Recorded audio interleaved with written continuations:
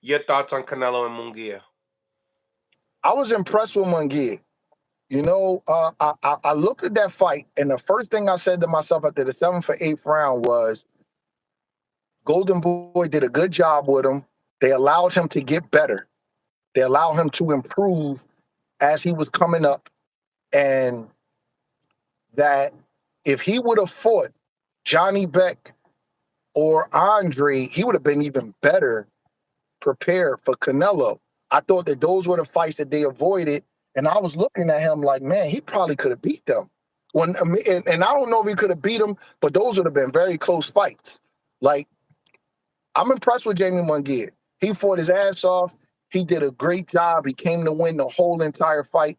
I just feel like that Canelo's on a master level. He just knows too much for him. His mind is so sharp, and he's so composed under pressure, and his defense is so good. People don't realize how good his defense is. His head movement, he rubbernecks punches. He takes something off the punches. He catches them with his hands. He got every layer of defense, but he don't have fancy feet. So people don't equate his defense with being, his defense is exceptional. And his precision is exceptional. His ability to counterpunch is exceptional. He's operating at a master level, even though he's probably past his prime. His mind is so sharp. He's just a special fighter.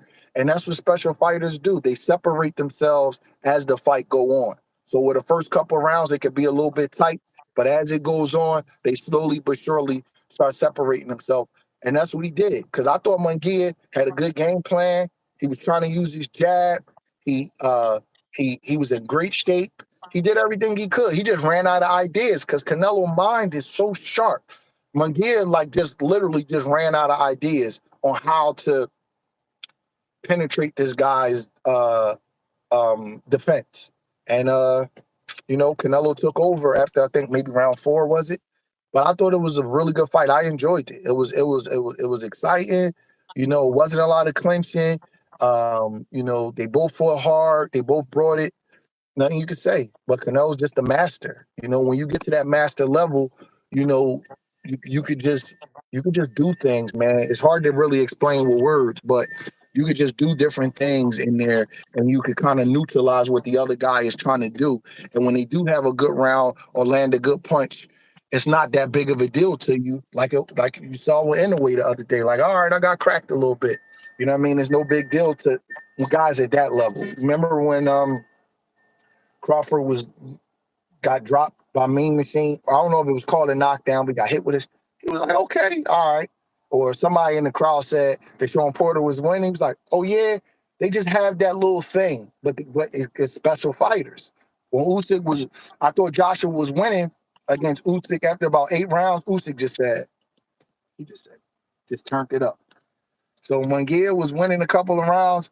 Canelo just was like, okay, all right, I'm going to see if you can take this. He started just doing little stuff. And Berlanga if Berlanga fight Canelo next, man, he gonna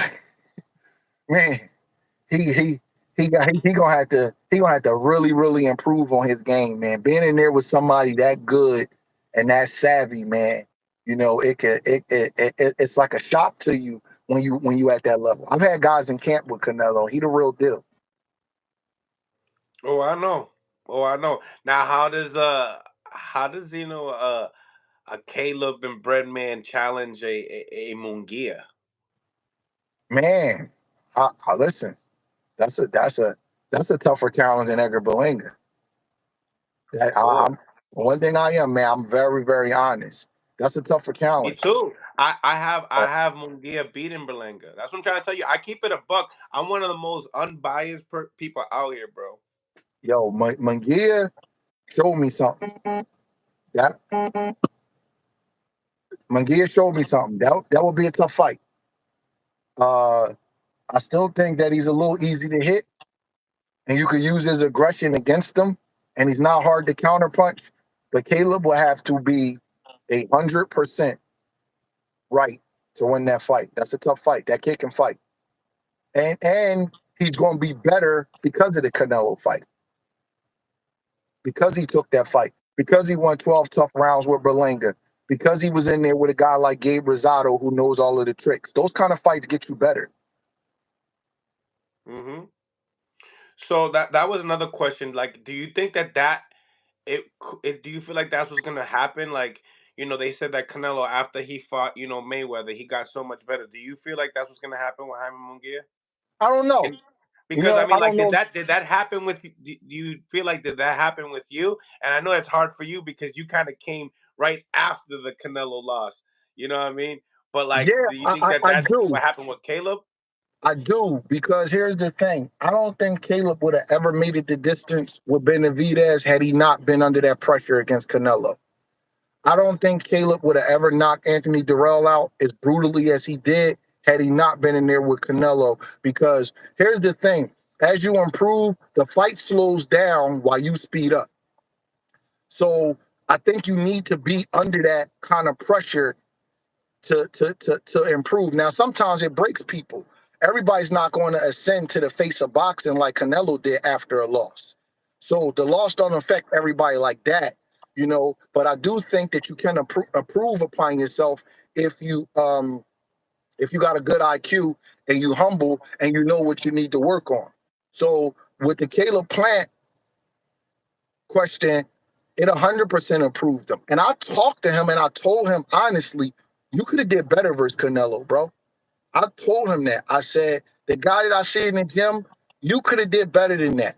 There was things that you could have did that you didn't do, and we're gonna have to do it against David because David presents a different type of problem. It's not always who's better or worse, but David don't let you breathe, so he challenges you physically more than Canelo does because of the constant pressure. Where Canelo's pressure is more methodical, he's challenging your mind.